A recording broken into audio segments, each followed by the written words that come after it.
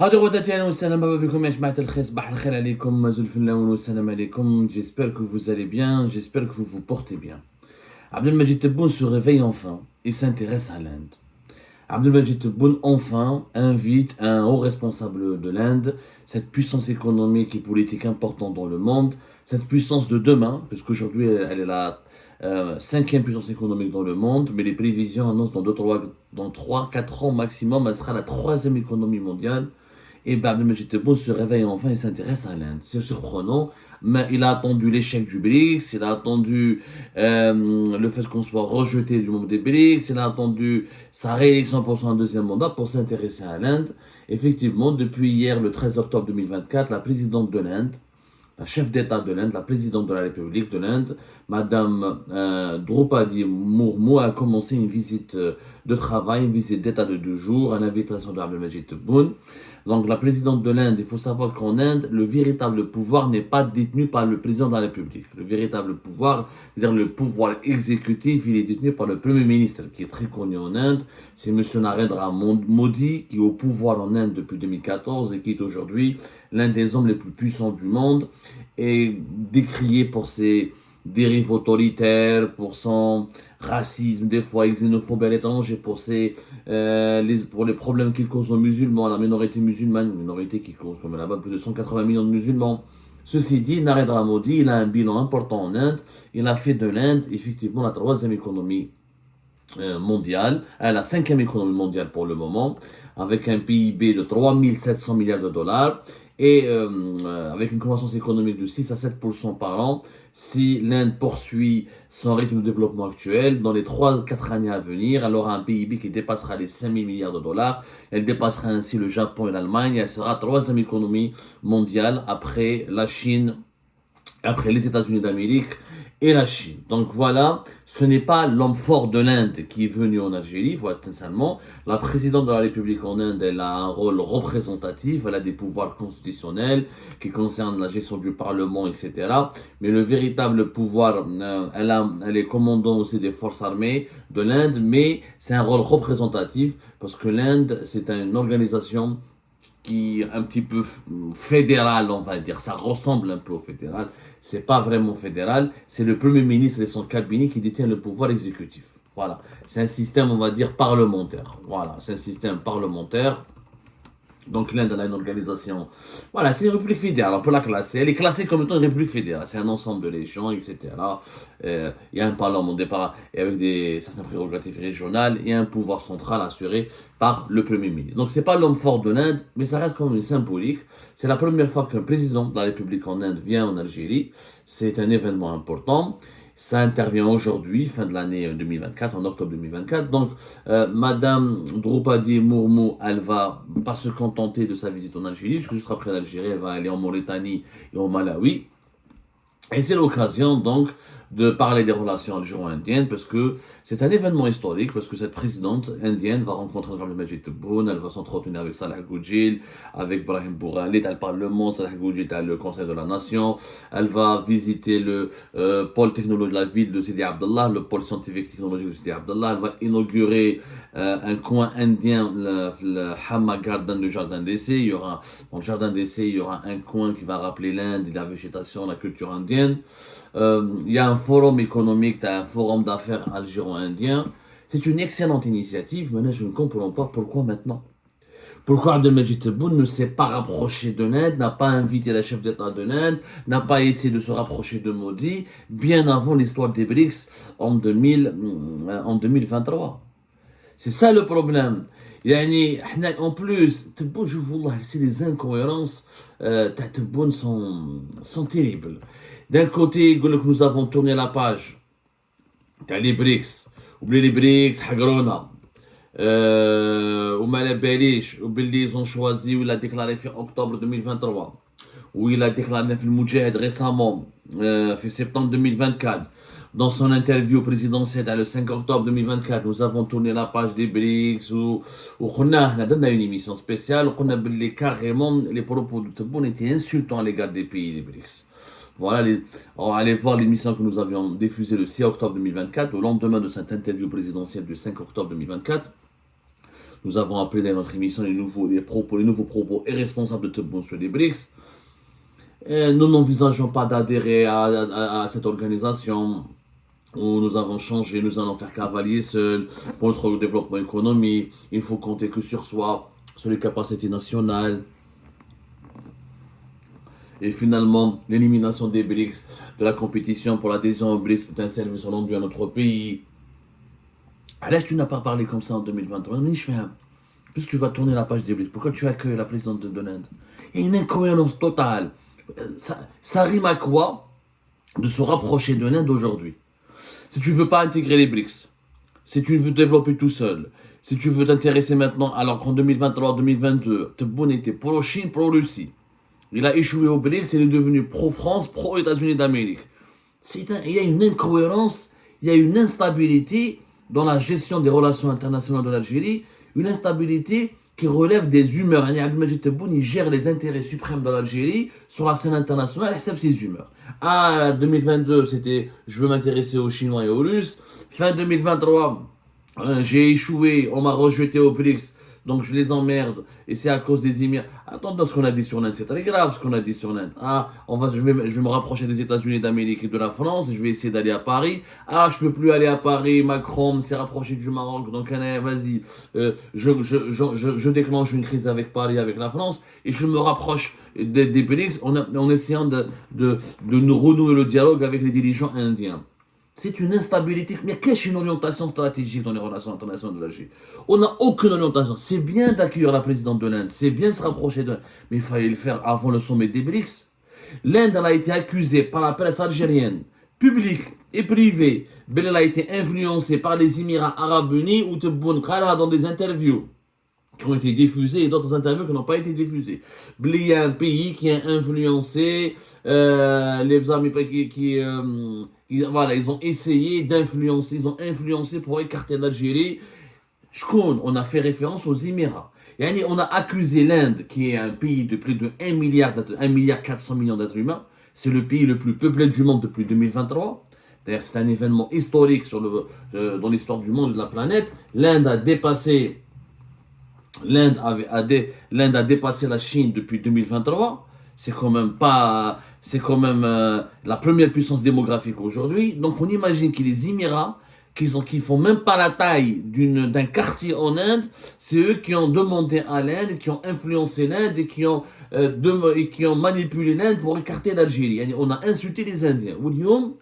Après avoir insulté l'Inde, après l'avoir rabaissé, maintenant on s'intéresse, on veut se rapprocher. Alors que nous avons eu des relations historiques avec l'Inde. Il faut savoir que l'Inde, et c'est ça, je ne comprends pas, Abdelmajid Tebboune. Tout comme c'est un monsieur, dirige les relations internationales du pays, il accepte ses humeurs.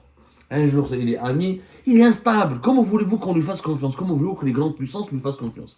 Un jour, il est pro-français, un jour, il est pro-russe, un jour, il est pro-américain, un jour, il insulte l'Inde, le lendemain, il accueille les dirigeants indiens, il essaie de renouer le dialogue, il essaie de leur rendre hommage, il les accueille avec tous les honneurs. Demain, je ne sais pas qu'est-ce qu'il va faire. Mais franchement, il n'a aucune boussole.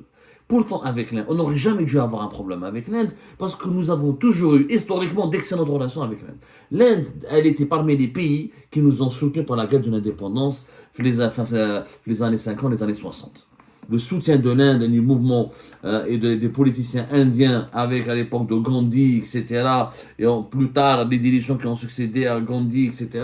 étaient importants. L'Inde a été aussi l'un des pays les plus importants pour la création du mouvement des non-alignés aux côtés de l'Égypte et aux côtés de l'Algérie.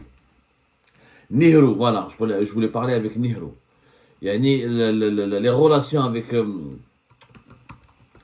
l'Inde sont historiques.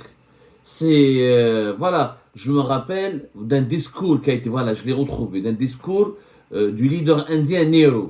Nehru plus exactement, on se prononce, l'Algérie doit être libre. C'était en 1956. Le 6 avril 1956. Il avait répondu à un dirigeant français qui a fait, à l'époque c'était Guy Mollet, qui avait fait une interview dans les colonnes de l'hebdomadaire américain US News. Et Nehru a tout simplement à l'époque, il avait dit que la France doit accorder l'indépendance à l'Algérie.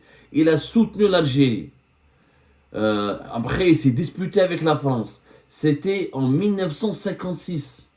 Et Nehru, c'était le successeur de Gandhi, c'était pas n'importe qui, donc il y a eu un soutien total de la part de l'Inde pour l'Algérie. On a des relations historiques.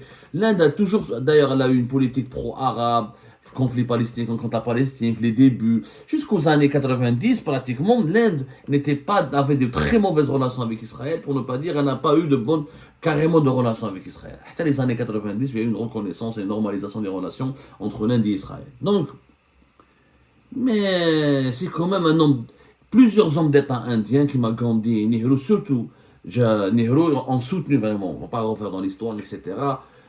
Il y a eu des visites importantes, des relations politiques importantes, et par preuve, l'ancien président algérien Chadli Benjedid, il a été à 3 reprises en Inde, 1982, 1983 et 1987.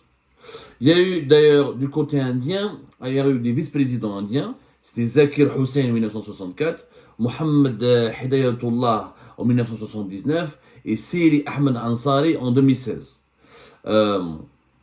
La fameuse Indira Gandhi, première ministre indienne, avait aussi visité l'Algérie. Elle avait participé au sommet du mouvement des pays non alignés qui a eu lieu en septembre 1973 à Alger. Donc on a eu des relations politiques importantes. Les dernières visites, elles datent à l'époque de Bouteflika.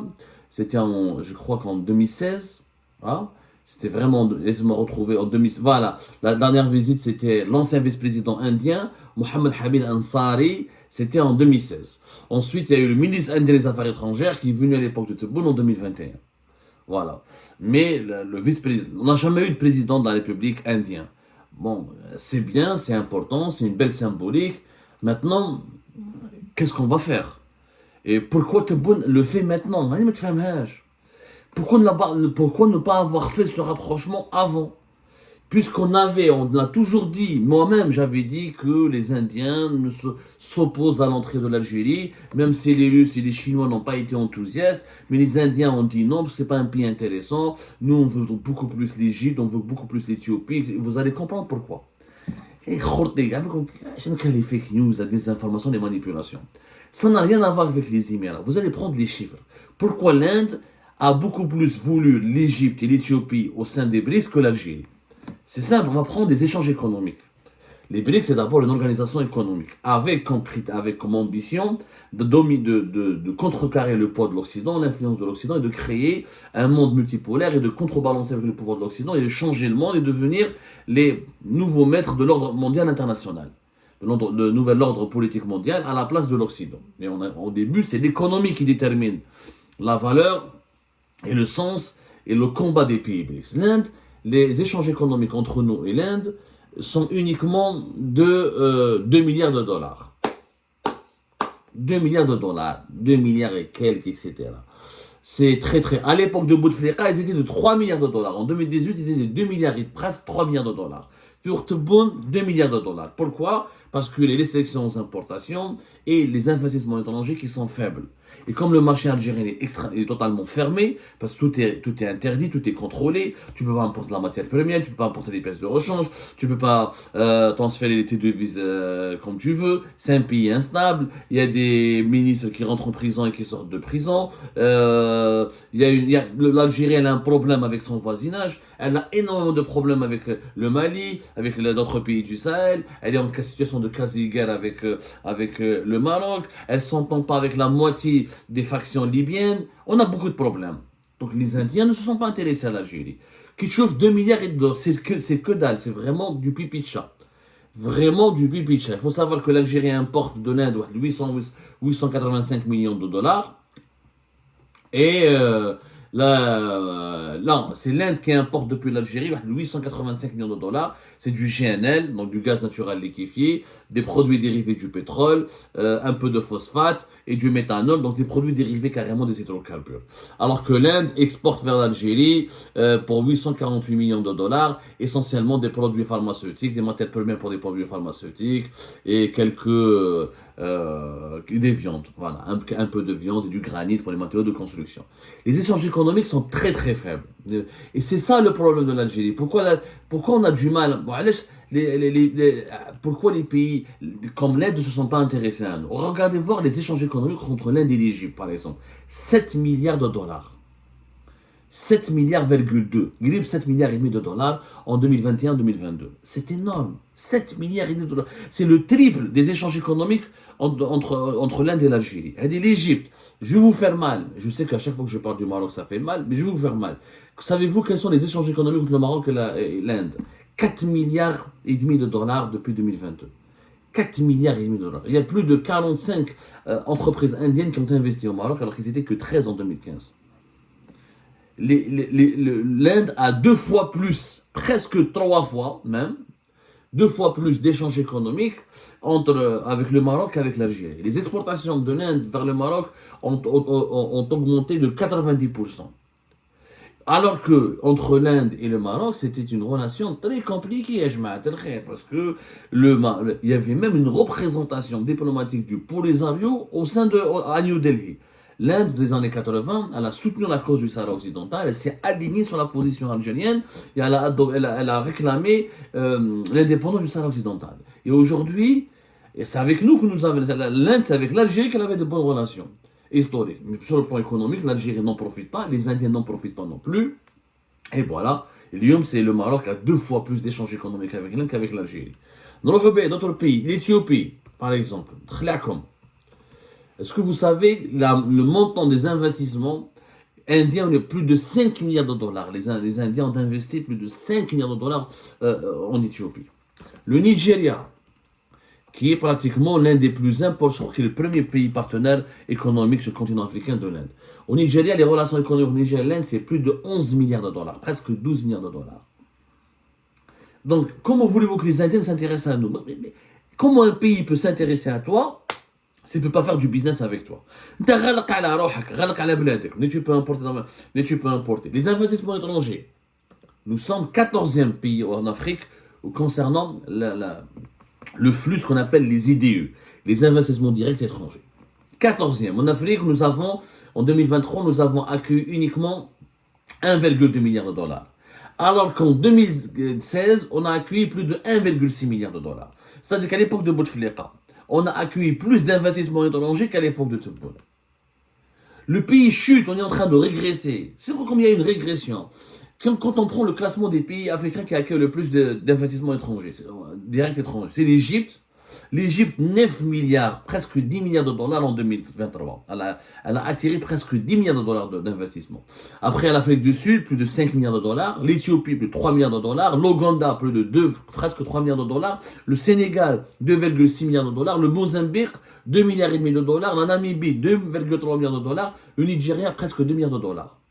La Côte d'Ivoire, plus de 1. De la Côte d'Ivoire, une influenceuse pro-régime, pro-Tebboune, elle a insulté le Côte d'Ivoire, c'est des pays arriérés ou c'est des sauvages, on devrait être entre le Portugal et l'Espagne. Mais le Côte d'Ivoire en 2023, elle a attiré presque 2 milliards de dollars d'investissement, c'était 1,7 milliard de dollars, alors que l'Algérie met uniquement 1,2.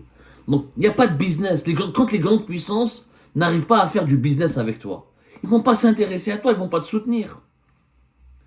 On les a insultés, les Indiens, qu'ils ont été manipulés par les Émiratis. Oui, les Émiratis, ils ont fait du lobbying au niveau de l'Inde, etc. De toute façon, on ne s'entendait pas avec les Émiratis.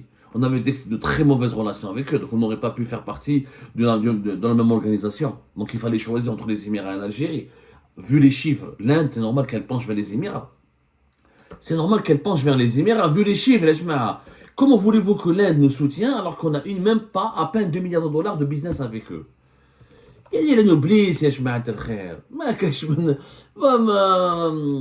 quand même, franchement, je ne comprends pas. Après, comme les échanges économiques, par exemple, entre les Émirats Arabes Unis et l'Inde, c'est 84 milliards de dollars.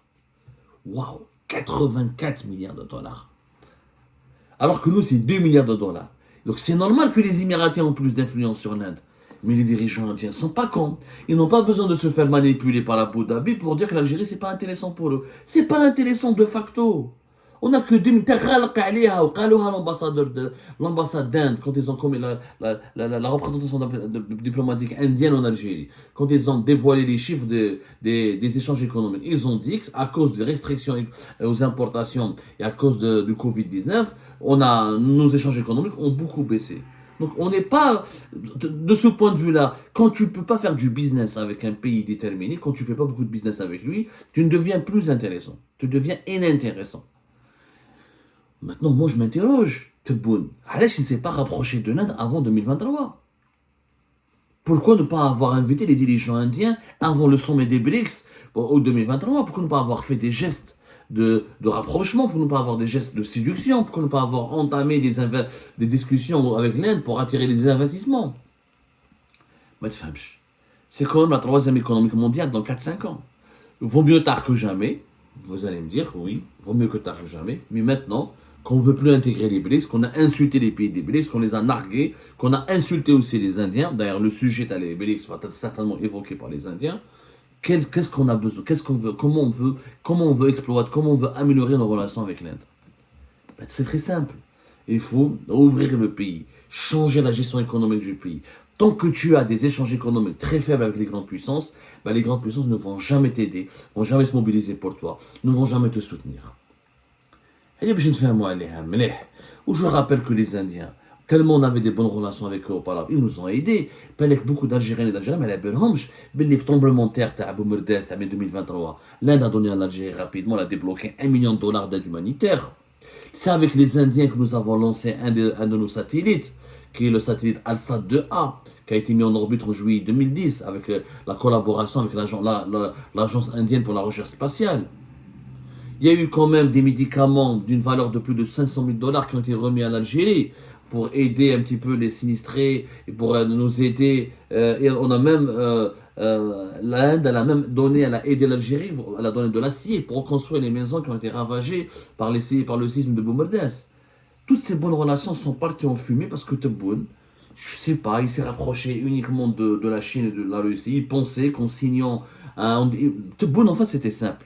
Il pensait qu'il allait entrer au sein des BRICS en déclarant à Poutine qu'il est l'ami de l'humanité, en séduisant Poutine. Et il pensait que le $1,5 milliard qu'il allait donner à la nouvelle banque des BRICS, qu'il a annoncé aux Chinois lors de sa visite en Chine en juillet 2023, allait suffire. Non, le monde ne fonctionne pas comme ça. Le monde fonctionne totalement autrement. Et tant que tu fermes ton pays, aux échanges économiques, tu verrouilles et tu empêches les grandes puissances de faire du business avec toi, les grandes puissances ne vont jamais te soutenir, ne vont jamais t'adouber, ne vont jamais te construire une amitié avec toi.